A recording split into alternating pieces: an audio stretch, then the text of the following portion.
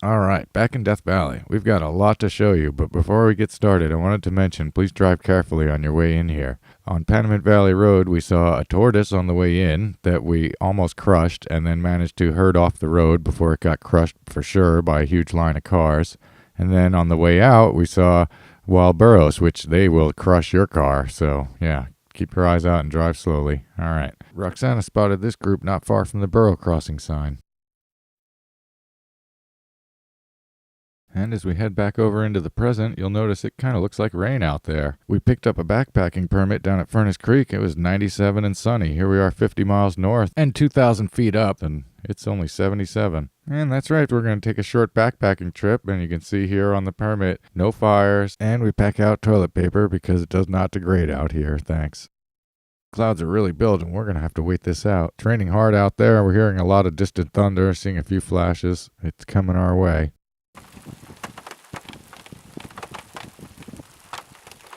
Rain in the desert. Half an hour later, we've got a break, but we can see some heavy stuff out there, and that's headed right for us.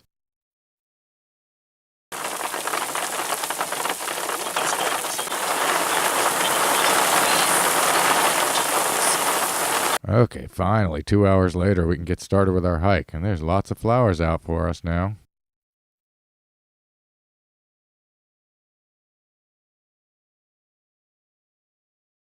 There may not be a super bloom this year, but there is a bloom, and there's a lot of them happening right around here.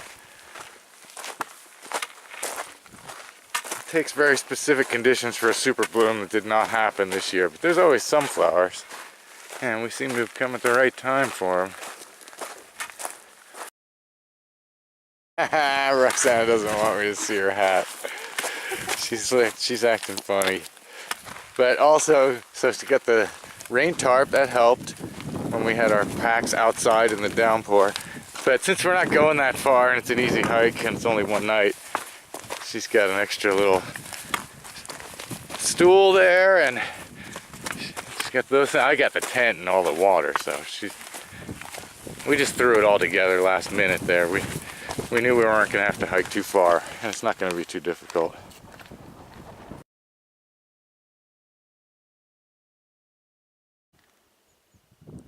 Come upon this.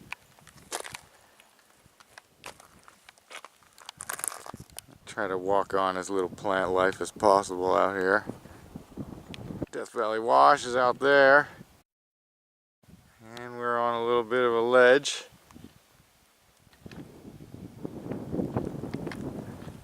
And we'll go out this way a ways. Back up to 84 degrees already. Relaxing. Roxana's sitting on her little Z seat. Get the sun over there, but yeah, just a big piece of empty for us. I see the water comes off here and comes off there, but nothing major could hit us, although it looks like the clouds are all gone now anyway. But the main wash is out there, so we're very safe here. We had a long night getting here, so we're just gonna look at the views. We had a big lunch at Furnace Creek, and we'll have a small dinner out here and go to bed and get up early.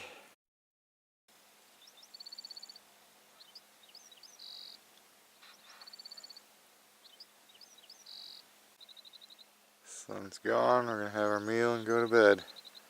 We'll see you in the morning. Sun's just about up. 58 degrees here at 6 in the morning, so it did not get very cold last night. Woke up to lots of birds chirping. They've all quieted now, but nice clear morning, and we're about to head out that way after we get back to the car.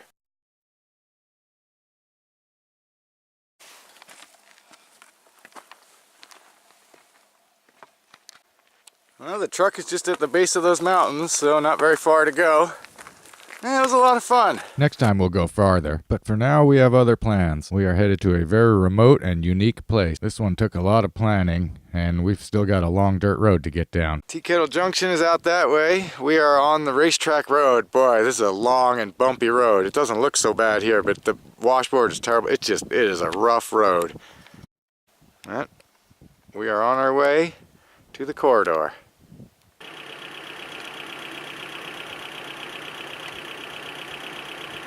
Alright, world famous Tea Kettle Junction. Looks like they clean them off every once in a while. We're not going to leave one. They clean them off, the park removes them and people put them back on. Oh, there's a clock that has a pretty accurate time.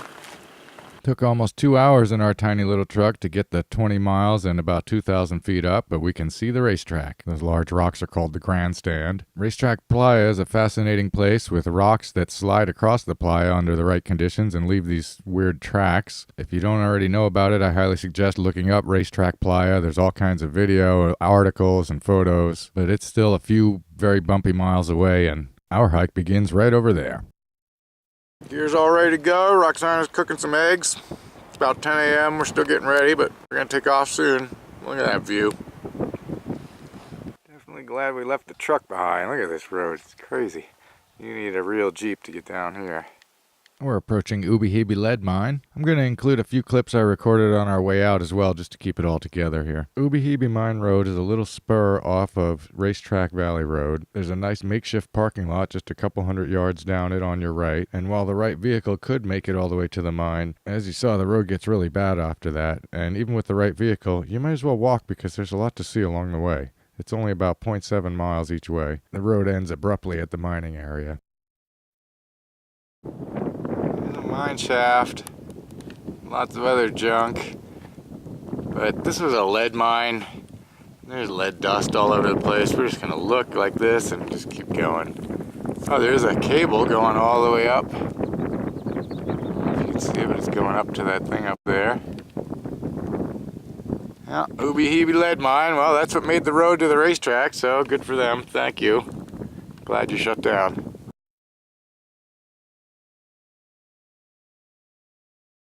Okay, the mine is behind us, and this is the start of our hike. That should give you an idea of how much preparation goes into this hike. And I'll give you information about getting into the trailhead and where to camp later on. That canyon's tightening up. We're going to squirrel around through the narrows for a while here. It's going to get narrow and wider. There's going to be side canyons. It's going to be fun. Came from there, and now we're about to turn a corner and go out this way. So I found this hike browsing Steve Hall's Death Valley webpage, and if you want to do this hike, you need to go to Steve Hall's Death Valley page and read the Corridor Canyon article carefully. Also have Michel Degenet's book, read his Corridor Canyon chapter carefully. Look over as many maps as possible, have a GPS and as many maps as possible with you. It's not that difficult, but it's complicated enough to get out here that you want to be really prepared, and I don't feel confident giving you the information that you need. Much better if you read it from some real experts. It's only about 77 and the wind keeps hitting us pretty hard, so we're still wearing sweatshirts here. But here we go, it's starting to tighten up a little bit.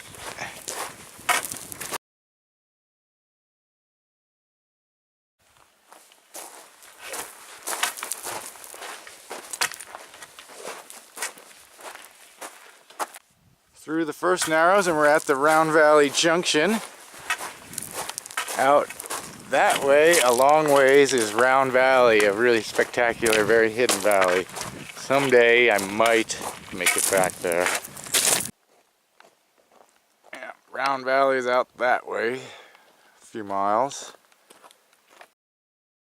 And you're probably still wondering, what is the corridor? Well, I'm going to save it. You're going to want to see this. We've dropped about 700 feet and we've got 200 more to go. It's so gradual you hardly notice it. I'm sure we'll feel it on the way back up. We definitely have to be ready for that. Doesn't seem like you're going down very much because it's so gradual, but it will be some effort to get back up. Nobody out here, of course. It does look like a few footprints here and there. A lot of burrow prints, some sheep, scat, the occasional jet, but mostly just the wind. We heard one plane go over us. The sedimentary layers are beginning to tilt. Keep an eye on that.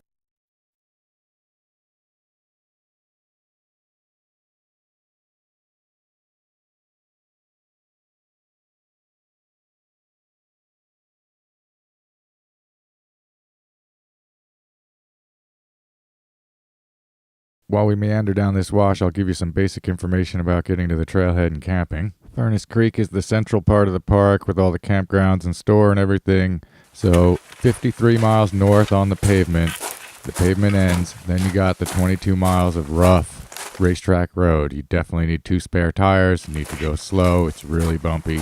There are sharp rocks, but take it slow and you'll be okay. I already mentioned the Ubehebe Mine Road and the little parking area. So what about camping? Well, about 50 miles north of Furnace Creek is Mesquite Springs Campground if it's open. It closes often due to flooding, but that would start you right at the beginning of the dirt road. There's one tiny dry camp down at the far end of the racetrack, so that's another 10 miles of dirt, and it's often going to be occupied. There's no roadside camping in this area. The road is too narrow and there's just too much traffic. There are a few places where you could stop along Racetrack Road and initiate a backpacking trip if you know what you're doing. There really aren't very many places to park safely, and you'll have to walk quite a ways to have a legal campsite. There's no camping within 1 mile of the mine, but if you want to carry all your water, you could backpack a mile past the mine and camp out here if you wanted to. Overall, it's complicated.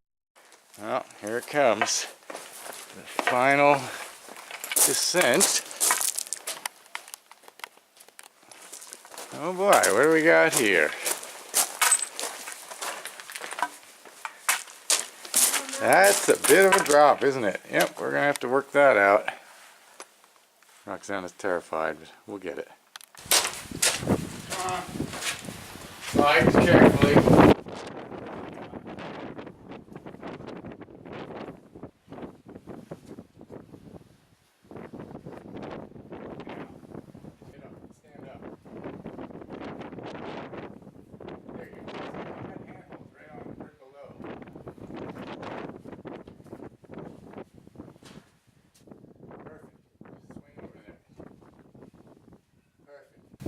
Now squat down. Keep holding on. Yep, and now you're gonna slide. I can't. Just come on. No, come on. You got it. You got it. I can't. You got it. I'm not holding on to You it. did. Don't worry. Don't worry. Okay. I got you. Come on. Slide. Slide. You got it. Get your foot down so you don't go in the water. It's okay. That was something else.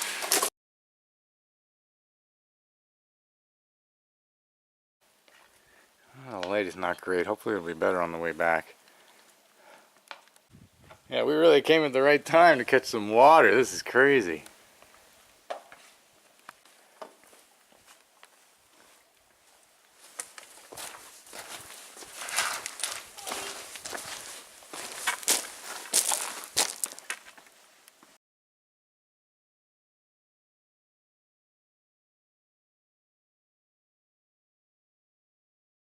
Now a jumble of rocks, and now we got one last puddle in our way. Gonna be a tight squeeze through the last one.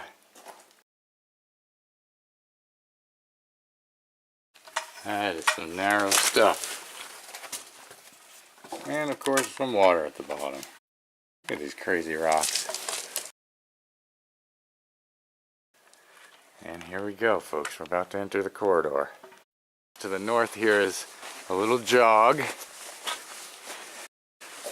This is the shorter end, so we're going to check this out first.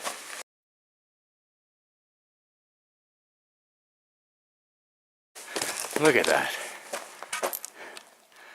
And this isn't even the straight part. Behind us, there's going to be a really straight part. So what's happening here is the sedimentary layers went like that, and this weak layer in here just got eroded away and left us with this. Amazing. So we're right in the middle of the main corridor. It's almost perfectly straight for a whole mile except for that little jog over there. And when the straight section ends, it twists and turns for miles down to Saline Valley. Up that boulder pile and to the left is another straight section. After that is a steep dry fall that's impassable, and then the canyon keeps going for a few more miles up to Round Valley. But we're just going to do the main corridor. There's plenty to see around here. Let's go take a look.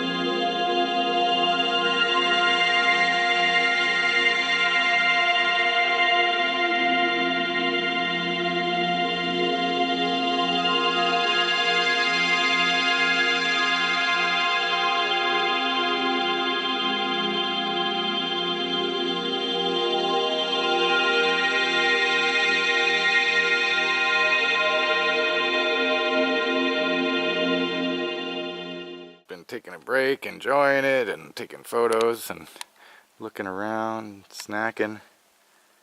Probably hang out a little while longer before we head back.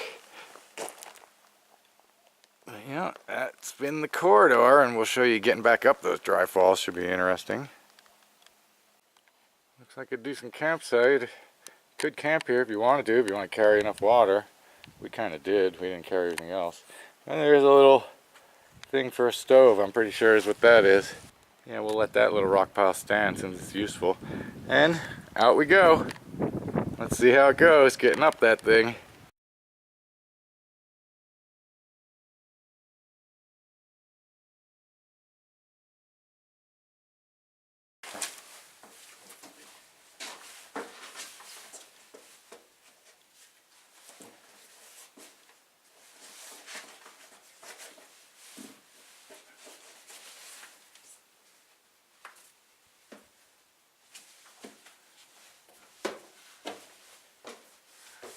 Okay, hand me stuff. Watch out. That actually took 5 tries. So dumb as I thought to tie the rope to other things, you'll see, but I didn't think of it for this one.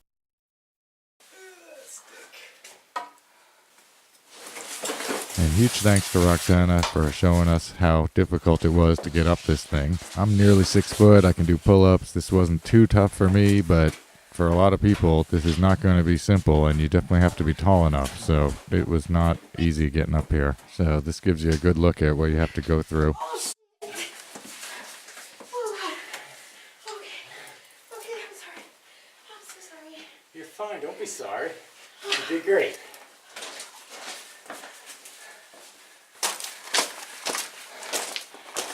No problem.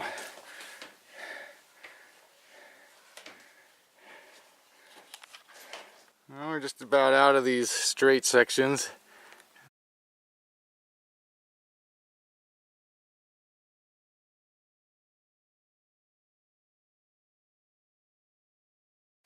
Yesterday we got rained on pretty hard between 3 and 5, about 25 miles away from here. It's already after 5, but the clouds are brewing again, so we're going to stop and have a meal before we get rained on. Hope we make it out without getting too wet. We'll see if it rains or not. But we're just about out. What a spectacular hike. Here come the sprinkles. We'll see how bad it gets. It's raining out there and it's getting windy, so it feels like it might rain, but it hasn't yet. And we finished our meal and just have a little ways to go, so it looks like we made it. It did get up to 84 for a while there, but now it's 72 and windy. Lots of flowers along the trail. We'll feel a few more sprinkles on the way back to the truck, but that's it. Clouds moved off almost as fast as they moved in.